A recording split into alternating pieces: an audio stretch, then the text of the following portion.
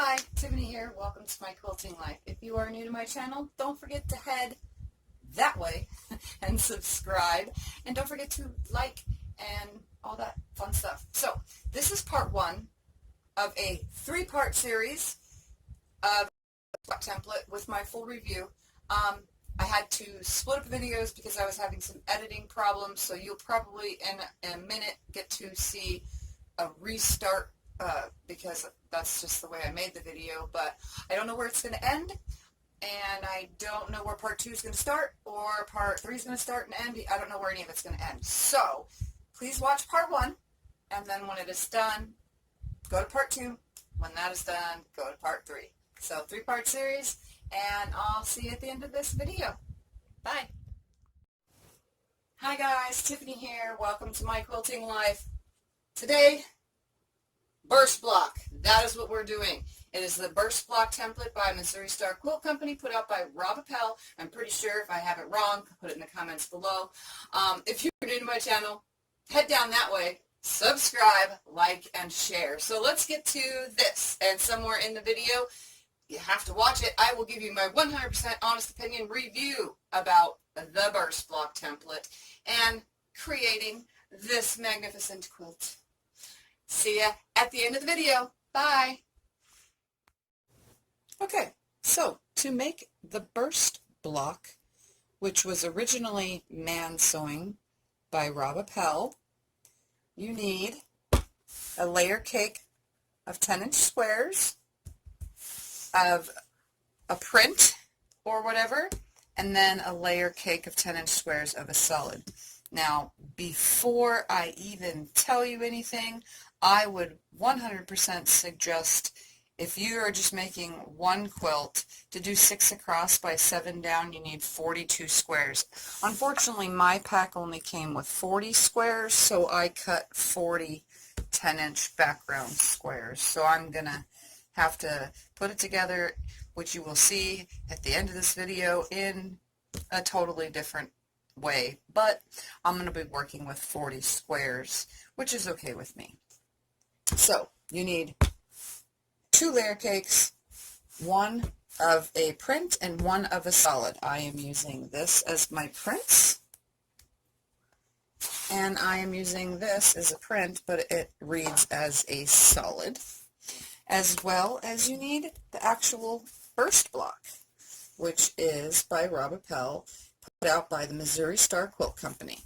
Now, the reason I am making this video is because the video that they have made kind of just makes 1 or 2 blocks. I want to take it step by step through the whole entire process, and I will be chain piecing the whole entire process, as well as another ruler, which is another Missouri Star Quilt ruler, to cut these on the diagonal, because that's what the directions say to do. Now, the burst block does come with directions. It's kind of confusing, but it's not confusing at the same time, if that makes any sense. But for a beginner, I would be like, yeah, I don't know what this is telling me to do. So we're just going to go with what I know and what I have seen in the videos, as well as this is 100% going to be everything throughout the whole entire process of making this quilt from start to finish. Since I already pre-cut from yardage, which is 3.5 yards, I cut some 10-inch squares. All I have to do now is take this off up here, and there we go. That one's already ready to go. How simple was that? So, with my burst block, in the Missouri Star and or Appell video, he actually uses the solid color as the center for the burst. I have chosen not to do that, and I am going to be using my prints as my burst. So follow along with me, and I will show you how to use this ruler and template, or whatever you want to call it. It's a template, it's a ruler, same thing. I will show you how to use this, and let's have some fun and make a quilt. So I'm going to start off, since my burst blocks are my print, we're going to cut my 10-inch squares. So they're not really stacked nicely, so I'm going to go ahead and stack them super nicely, which they were originally when I cut them.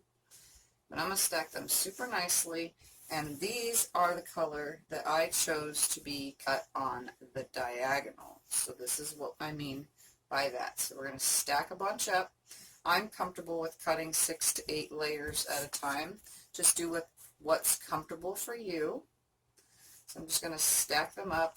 My cuts are probably not perfect because I haven't been well, but I'm still attempting to do things. So once you have a bunch, you're going to lay your ruler on the diagonal from corner to corner, and the Missouri Star quilt ruler is actually 5 by, what is this, by 15 inches. So it's made to go for charm and layer cakes and so on. It is made to go on the diagonal of layer cake squares.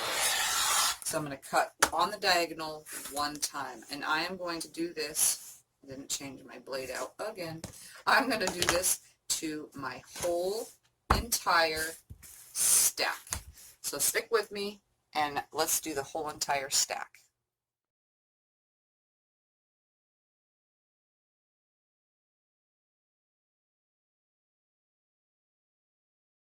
Now once you have cut that whole entire stack, keep them together but set them aside. So what I'm going to do is slide these to the side, but I'm going to leave them all together, and now I'm going to switch. Don't need this ruler now, I'm just going to leave that on top of there. Now I'm going to move to the layer cake of print. And what I'm going to do is I'm going to stack a couple of them together like this, nicely.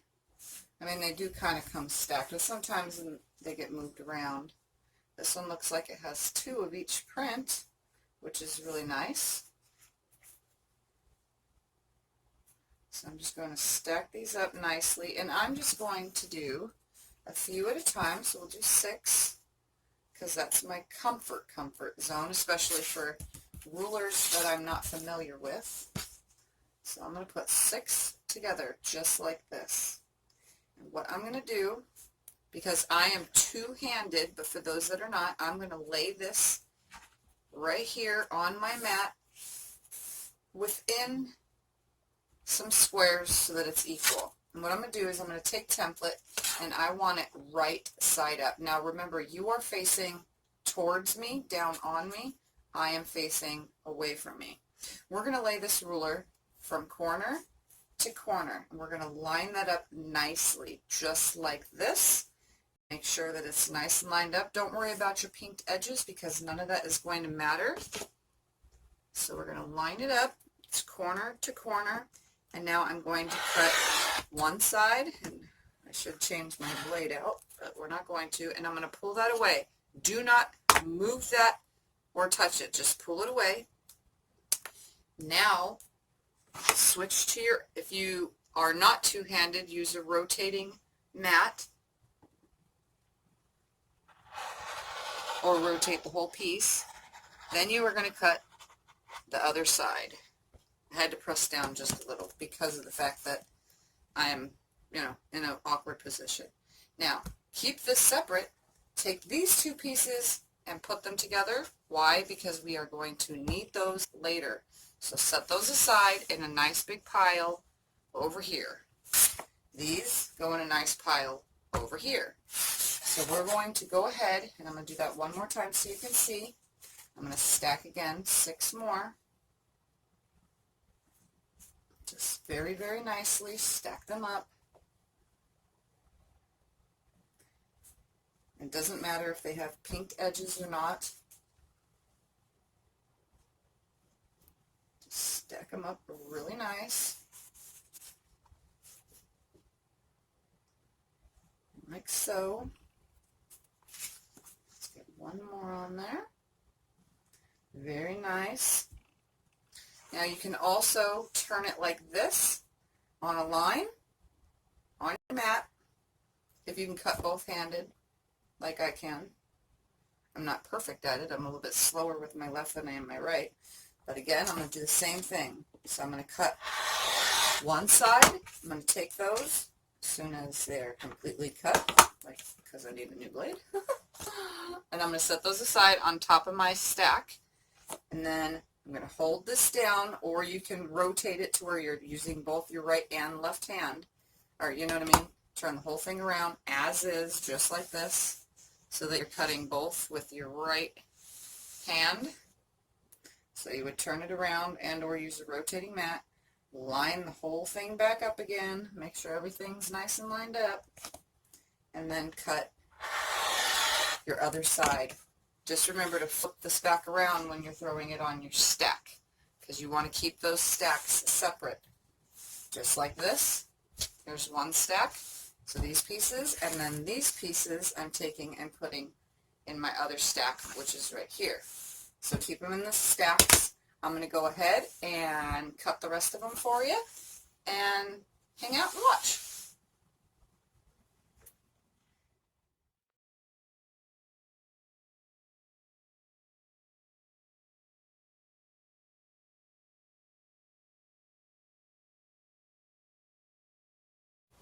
Okay, so now that they are all cut, keep them separated. For now, you can set these aside. These do not match. They are the opposites of this. So this is how they would be. That makes a square. We're going to take these two, we're going to stick them together and put them aside. We do not need those right now. We're going to do one step at a time as according to the ruler. So first, we are going to take our verse block pieces, and I'm going to face them to you so that you can see. And now we are going to sew these on this side and these on this side. And I'm going to chain piece all of one side and then all of the other. And I'm going to keep these in the same order so that I don't lose place. So that way all these stay in the same order as well. All my other pieces that we'll be adding later on. So for now we're going to start with sewing these on, and I'll show you how to do that. And then when I get to this part, I'll show you how to add those on. So let's get to some sewing. So first off, I pulled off just the one side. The other side is still sitting over there on the side. So I just need these two pieces for now. We're going to go ahead and I'm going to chain piece the whole lot of them, but I'm going to show you a couple first before I put this in fast forward. Okay, so here we have just two pieces for now of fabric. I am going to stick the burst with the bigger side towards the top and the smaller to the bottom. I'm also going to, if you can see up here, I'm going to leave some hanging there and I'm going to leave some hanging there because this all gets trimmed afterwards. So I'm going to start by putting these right sides together like this. Again, I'm going to leave some at the top and I'm going to leave some at the bottom. I'm going to adjust it just a little though. I want them all to be mostly even when it comes to the trimming part. So that's about an inch at the top and an inch at the bottom. And I'm just going to sew right on through. Oops, and I should have changed my thread color. So give me a second for that. Okay, so I have my 1/4 inch seam guide on. I'm using a light thread color, although some of my blocks are dark. All of my backgrounds are a light color. They're yellow and light yellow. So I'm going to go ahead and put my foot down, and I'm going to just start sewing till they meet up. Keep those edges together, and I'm just going to run this through just like this. Run it right off, and I'm going to leave it on the machine. I'm going to grab the next two pieces and I'm going to do the same exact thing. I'm going to put them right sides together. I got about an inch at the top and about an inch at the bottom hanging off, so you can see about that much at the top and that much at the bottom. And again, I'm going to run it through just like this.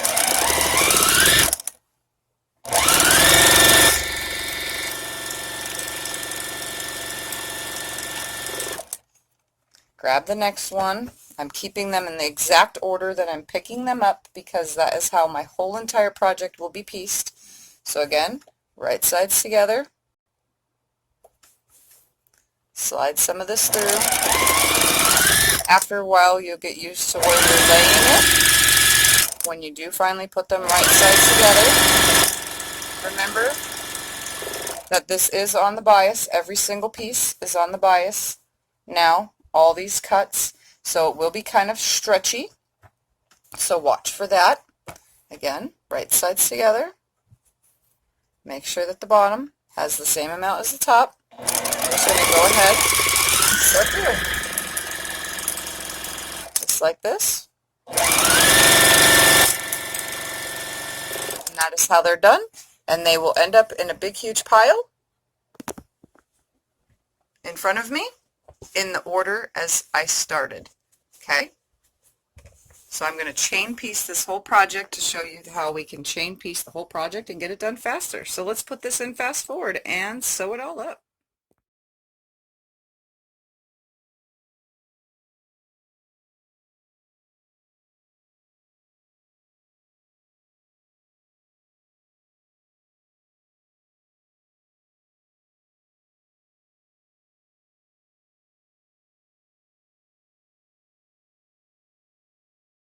So now that you are finished sewing the one side onto everything, I'm going to just keep them all together, just like this, all the way down, all the way, keep going, keep going.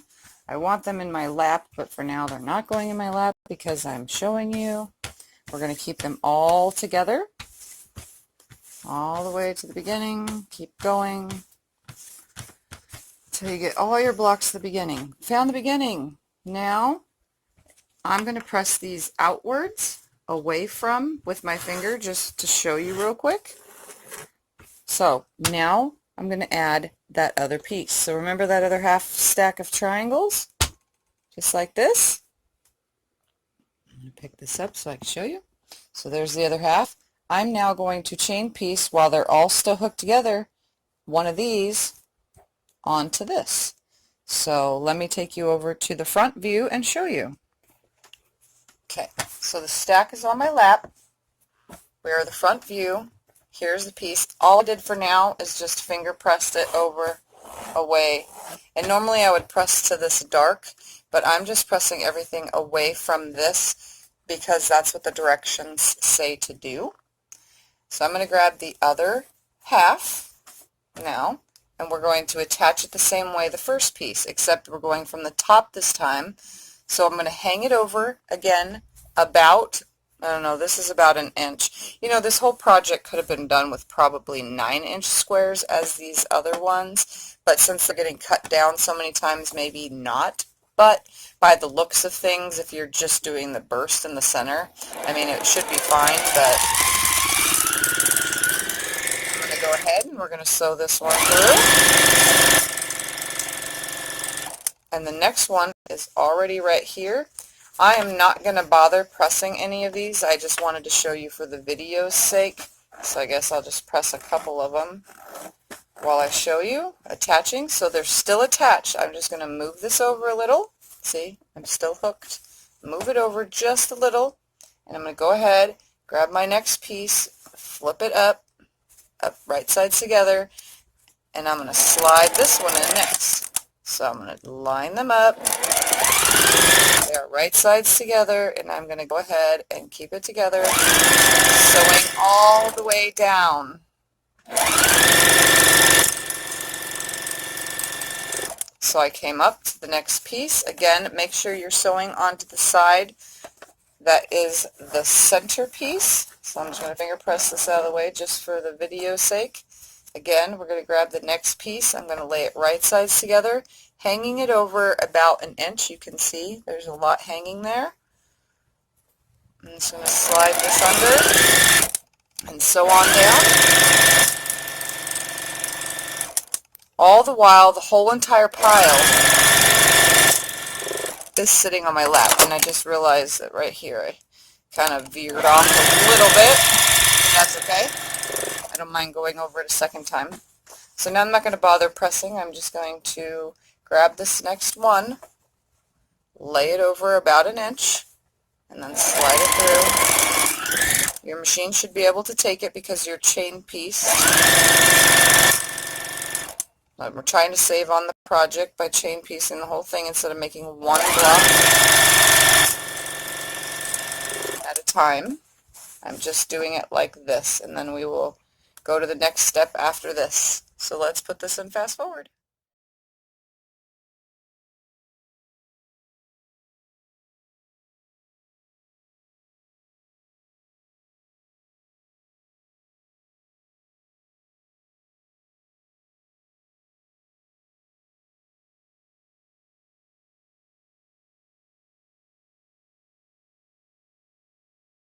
So now they are all still hooked together in order. What I am going to do is you can either take a pair of snips and snip them apart like so, but we are going to stack them all together like this. So one after the other from the bottom up. So bring that bottom piece, the next one, snip it, bring that next one, snip it.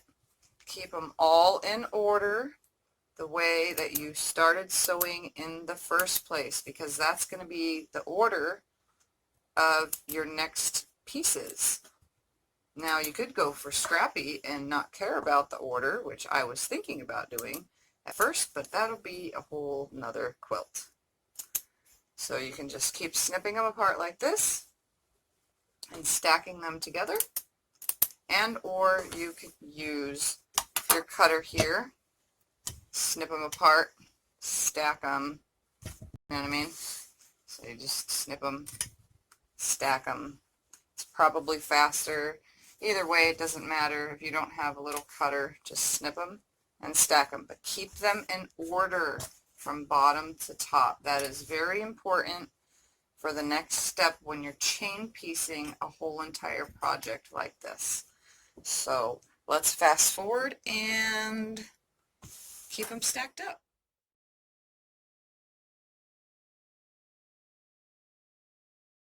It's all stacked. This is the part where some people get confused when I'm chain piecing all of my projects.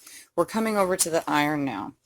Everything is face up. This is piece one, as the same as the stacks that we have not used yet, that we have set aside. So when it comes to chain piecing and chain ironing and chain piecing and chain ironing, this is how I do this. That top piece we want to stay on the top. So what we're going to do is we're going to flip this over and start with the bottom. And we're going to start pressing from the bottom. So I'm going to move this whole entire stack out of the way, keeping them in this order. Put them out of the way. Grab this bottom piece, just the one, not both. We're going to lay it right here. Now, I want you to remember the whole entire time we sewed this and the whole entire time we're pressing this, everything is on the bias. So look at this. There's so much stretch. This is the most stretchiest ever. So you just want to lay it down nicely. I always just smooth out the center like this. And then we're going to take the iron without any steam and lay it into that center first. And then add some steam. And it's pressing it out just like that. Then you can turn the block over if you need and iron the whole entire thing and add some steam. So this is my bottom piece. I'm going to take this over to my pile because this is going to stay on the bottom. So I'm going to stack them elsewhere, starting with this one on the bottom. So I'm going to grab the next one right here, keeping it upside down, because with this block you can. I'm going to rub my hand down it first, straightening everything out, put the iron on, run it down here without any steam first, and then I'll go ahead and add some steam because they're going outwards anyway, the seams. I'm going to flip it over. Anything that I need to fix, steam just like this, and everything looks good. Seams all look out. Remember, they're biased, so you got to check them. Make sure you're not folding anything wrong or have any pleats, because that will happen from pressing from the back first. So I'm going to take this now and put it over on my pile. And I'm just going to keep going one right after the other. So let me do a couple more. Again, I'm just rubbing my hand down it, pushing those seams out, trying not to stretch it or pull it, tug it or anything, just rubbing that center out. You see right here at this bottom piece, it wanted to pull out a little bit. I'm going to stop that from happening. Flip it over. Press everything nice and flat, making sure those seams are open, and we're not worried about the fact that it is wonky, because the ruler is made specifically to fix that. So I'm going to put this in my stack. I come back, and I'm putting my stack face up over there on the side on another table. So when I'm done pressing it like this, my stack is going face up, because now it's going from the bottom up again. So press this, turn it around. Try not to stretch or pull anything, because remember, it's all on the bias. This is very, very stretchy. Everything's nice and flat. Pulled out. Yep, that's pulled out. Just don't stretch it too much. We want these little pieces right here to be flat too, because you'll get a more accurate cut on the next step. So I'm keeping them face up and stacking them on top of each other, because it's going from the bottom up. So they're just staying down to start. Rub my hand to separate those seams, you know, because the board is still warm from my last pressing. Put the iron down on it so the seams are pressing outward. Flip it over. You can give it steam each way if you want, or just one way, making sure that nothing has creased. Making sure everything's laying nice and flat. And that looks really good. Just like so. And I'm going to keep going. So I'm just going to go from block to block, pulling from the bottom, but when it's flipped this way is the way I'm stacking it, because we're stacking from the bottom back to the top again. So just rub your fingers, press it with the iron, flip it over.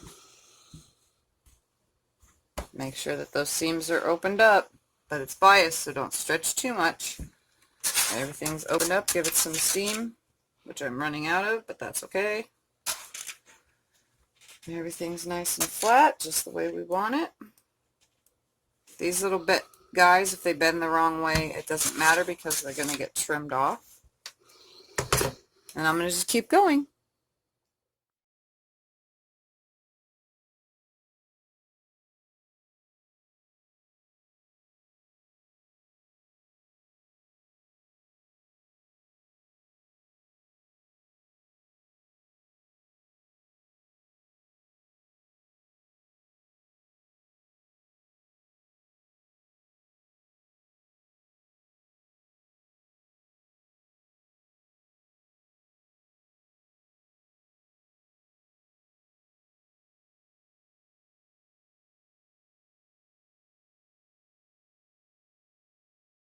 Here is my stack now in order. So as you can see, these are my pieces and these are my pieces. So if you look, click off 2, see, 1, 2, they are actually in order of the way that they go. So we're back to the start. So let's get to the next step. So now that all these are pressed, we're going to move on to the next step, which is cutting. So again, we're going to grab our burst template. This is what it looks like. We're going to grab this, and since I chain, piece, and press, and cut, and chain, piece, and press, and cut over and over, I'm going to show you how to do this. I'm going to turn the whole entire thing upside down, like this. I'm going to move this out of the way, like that, and I'm going to pull that bottom piece. And I'm going to start with it because I want it to stay on the bottom. We are going to find on the ruler this first dot. Now I'm going to turn the ruler around so that you can see really closely. See how there's 1 dot, 2 dots, and 3 dots? We're going to find that first dot. Okay? I'm going to start with my right side, and I'm going to line that first dot line all the way down. So here's the first dot line, all the way from one side to the other, the first dot, making sure that this right here, this notch cut out, the shape of the template, is on the side of the center. So again, lay it on here. My little burst template piece is showing on that side. I'm on dot 1, and I'm going to go ahead and cut. Now, do not, I repeat, do not throw away this piece. We're going to make a pile on this side, and I'm going to make a pile on this side. Now we're going to flip the ruler over, keeping that piece, the indentation, in on the center. So I flipped the ruler over. So I was on this side, on dot 1, flip it over, and now I'm going to go to dot 1, keeping that center indentation, dot 1, and the line on now this side, lining the whole line up with the line on the seam. So now I'm going to come to this side and cut it. Now obviously, no matter what I do, I need a new blade, and I keep forgetting to do that. So now I have 2 sides right here. I'm going to move those out of the way and keep 2 separate piles. But in the midst of all of that, now I'm going to trim this. So on this ruler, there is a little square right here. Can you see that? Put my hand behind it. You can see it. There's a little square. That goes on, oops, put it on this side right here. Goes on the corner with the line right here at the top of the block. Okay? So put the corner square up in the corner, line that little line. There's this line right here. This line and square in the top corner. I'm going to line that up just like this with the top of the block. So I'm going to come in real close so that I can see. I'm not really caring about my pinked edges, but I'm going to line that up. And my first trim will be right here. I'm going to do it again on this side, flipping the ruler, the template over the other way. I'm going to line this up, lining this little block in the corner. Now that line is on a nice straight line right here, and this is going to be straight. I'm going to trim that off like that. So there's some waste with this project, but it's not really a lot. It's just some. We're going to go around to this side and do the same thing. So I'm going to line my square in the corner, line my line up here on the top, and I'm going to trim right here down this side. And then I'm going to flip the ruler around and the whole piece, and we're going to trim this side. So now I have a straight line right here and right there, and cut away that. So now we should have a piece that looks like this, and then these 2 side pieces. So I'm just going to keep these over here in a pile, and I'm going to stack these from bottom to top. Okay? So I'm going to go to the next one and show you. So I'm going to stick that over there because it's going to go from bottom to top. I'm going to kind of just move myself this way, and I will come check the camera to make sure I'm still in the stream. Okay, good. So I'm making a pile over there with my pieces on the side, and I'm cutting right here. So when I'm talking about the whole trimming part, see that square? I'm hoping that you see that square and that line, because those are important, and flipping the template is very important. So we're going to start again template facing up with this notch on the inside, lining up on number 1 dot. Line this number 1 dot up all the way down and cut this side off. Now I'm just going to take and put these in this pile right here because we're going to need those. I'm going to turn it around. Just all you have to do is just flip the ruler, and or you still have to flip the ruler, but you could also cut right-handed if you need to by flipping the whole entire thing around. And then line up on line 1 and make the cut. Put this piece over here. Now line that little corner up, lining that top 90-degree angle up. Line that up. I'm going to cut this excess off right here. Turn it onto the side. Now I have a nice straight line right here on the top. Then I should have a nice straight line right here at the bottom. My little corner piece in there. Trim that. Turn the whole block. Put the little corner without flipping the ruler on this side. Straighten up my 90-degree angle on the top of the square. Down the side. Trim that. Flip the ruler over. And get this side right here. So now I have a nice straight line right there to line that 90-degree angle line on. My corner is in the corner, and piece 2 is trimmed. So now I'm going to go ahead and stick this in my pile right here. So I'm going to go ahead, turn every single piece. Again, just go to line 1 with the 1 dot, line it up on your seam,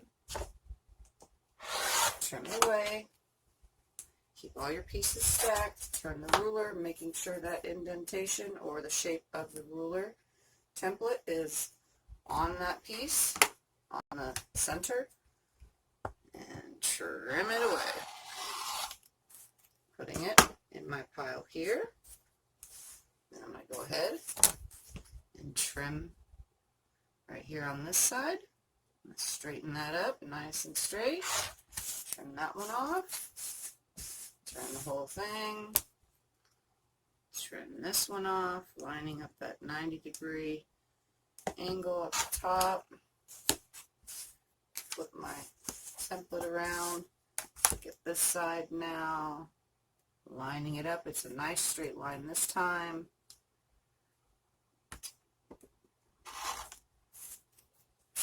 And one more corner to do right here, lining it up nice and straight.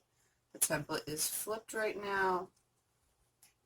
It's all nice and straight, lined up. And you'll notice you're cutting off different amounts each time, but the whole thing will come together when done. So I'm going to go ahead and put this in fast forward while I cut all of my pieces.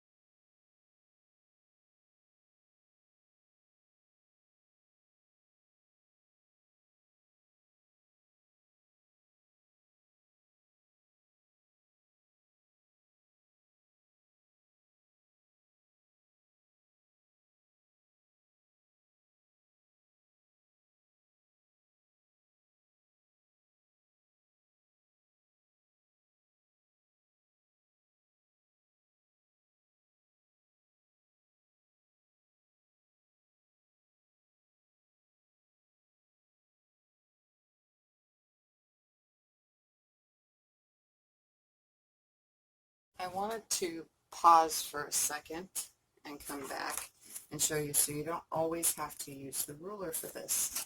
You can also take, see I started them back over again just by cutting as you saw.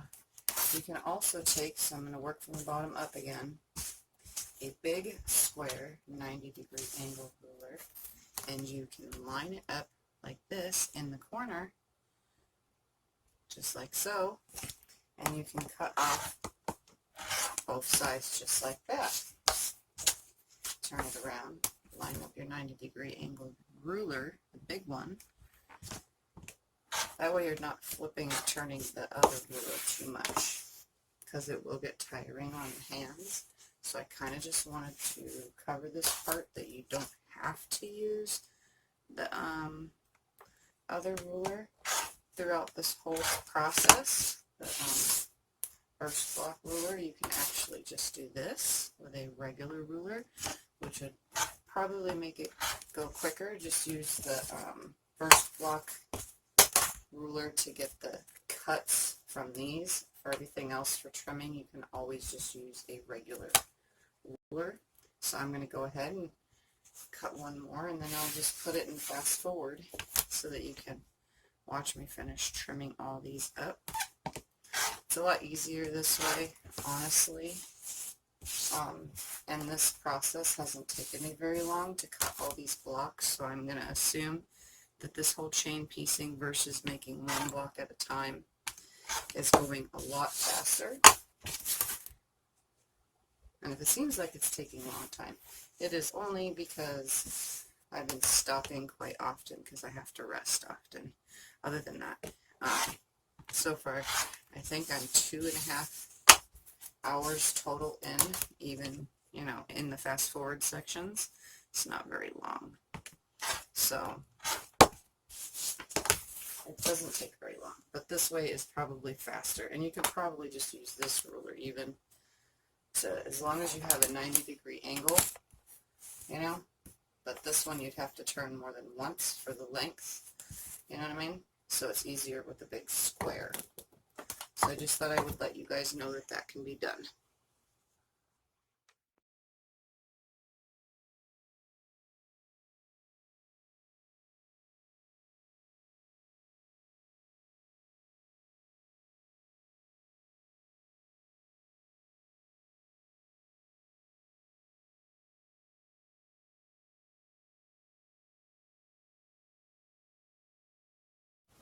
So I want to make sure that you remember what you saw. You can either cut it with this, or you can use a big ruler.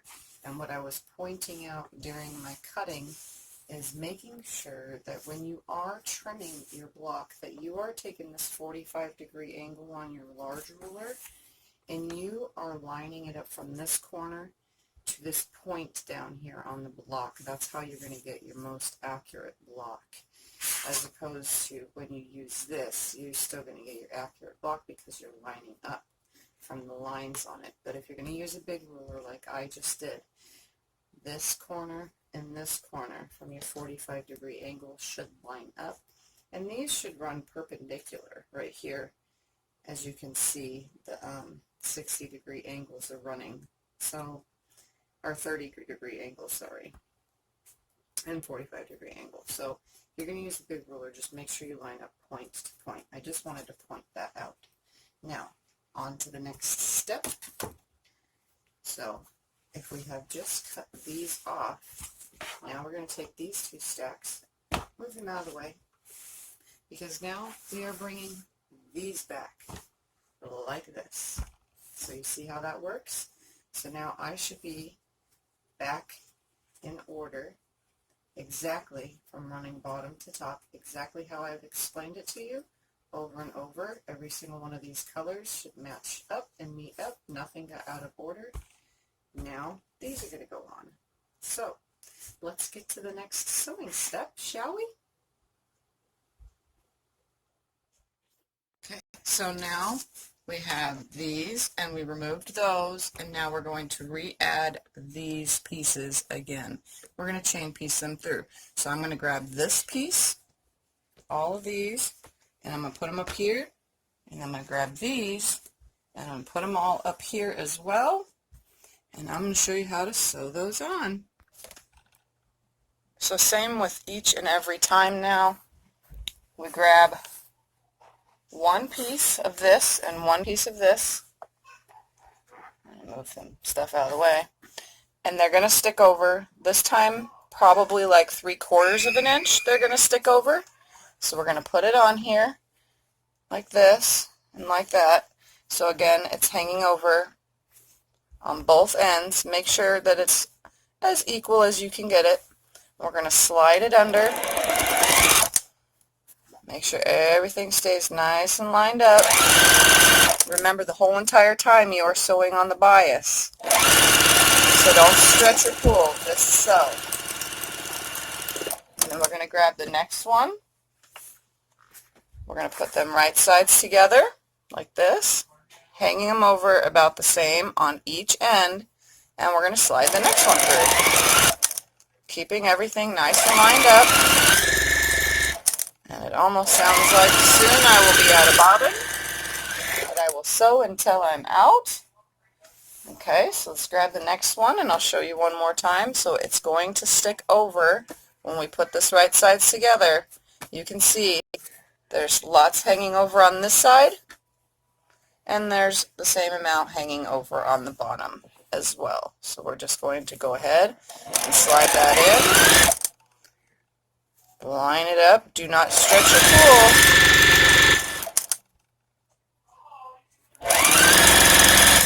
Just run it through. We'll do one more. So what I will do, again, one more time, right sides together. Hang it over quite a bit. It's about 3/4 of an inch to an inch. Hang over the same on the bottom and sewing it through. So now that you got the general idea of how it's going to go, let's put this in fast forward. So you finished part 1. You kind of already know what it looks like, but please, please, please go watch part 2. Because I'm pretty sure my review part is in part 2. And yeah, and don't forget to watch part 3. And I will see you guys next video. Bye.